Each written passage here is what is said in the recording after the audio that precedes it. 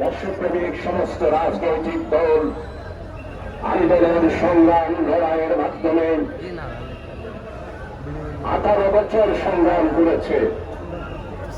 বৈষম্য বিরোধী ছাত্র আন্দোলন এই জুলাই মাসে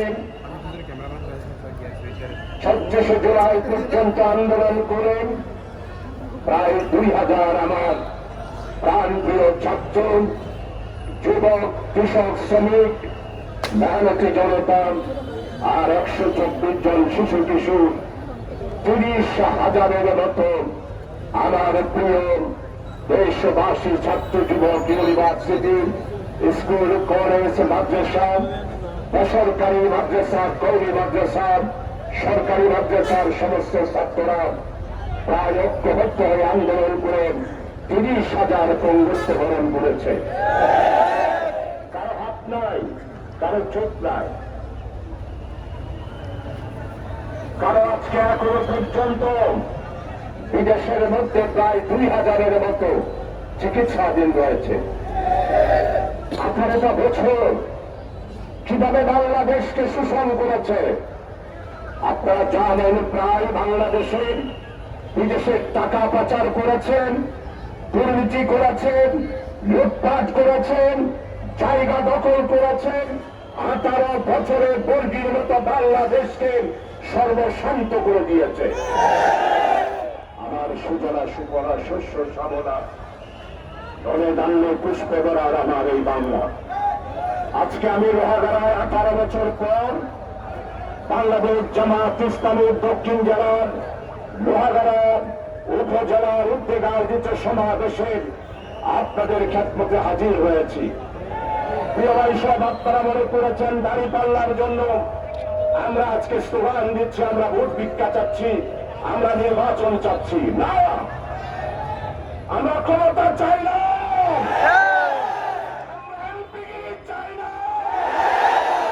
আমরা চাই শেখ হাসিনার বিচার।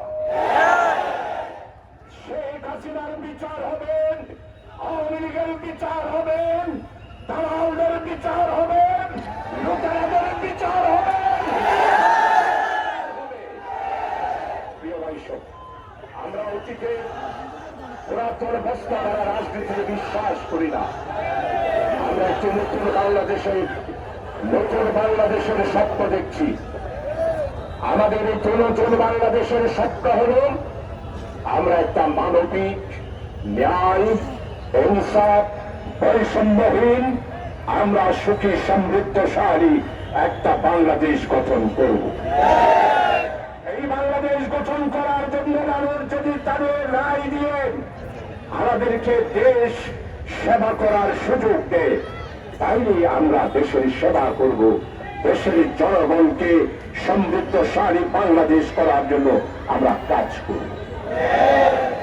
আমরা ক্ষমতার জন্য অতীতে লড়াই করি নাই, আগামীতেও ক্ষমতার জন্য লড়াই করব না।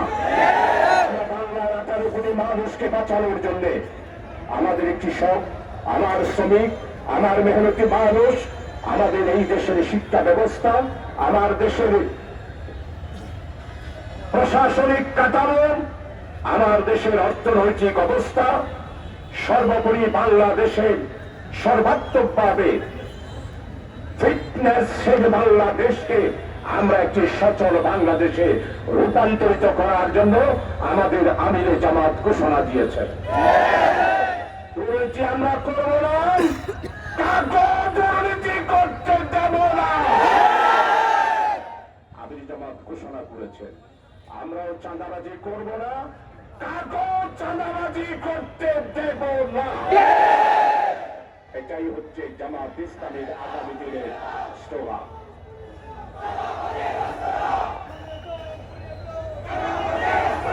প্রিয় ভাইসব, যেহেতু মিছিল করতে হবে, শেখ হাসিনা বলেন আমি কি অপরাধ করেছি?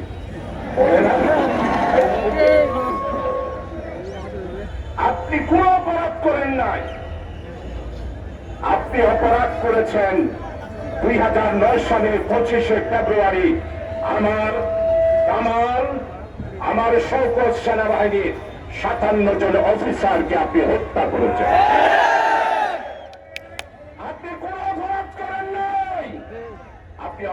করেছেন বাংলাদেশের দেশপ্রেমিক জামাত ইসলামের শীর্ষ 6 জন নেতাকে আপনি ফাঁসি দিয়েছেন।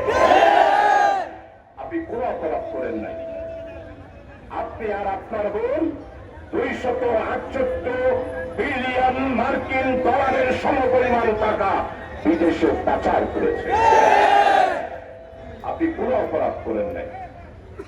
বৈষম্য বিরোধী ছাত্র আন্দোলনে যারা মেডিকেলে চিকিৎসার জন্য গিয়েছে, আপনি 3রা আগস্ট বলেছেন নো ট্রিটমেন্ট, তাদেরকে চিকিৎসা দেওয়া যাবে না, তারা জঙ্গি। আপনারা বলেছিলেন তাদেরকে চিকিৎসা দেন নাই। জেলে জেলে করে আমার ভাইদেরকে আপনি হত্যা করেছেন। 2 জন না, 2000 দেশপ্রেমিক ছাত্র জনতাকে আপনারা হত্যা করেছেন। এরপরে এখন যারা স্থানীয় আওয়ামী লীগ তারা বলে, স্থানীয় আওয়ামী লীগের বন্ধুরা আপনারা বলেন কথা আমরা তো কিছুই করি নাই।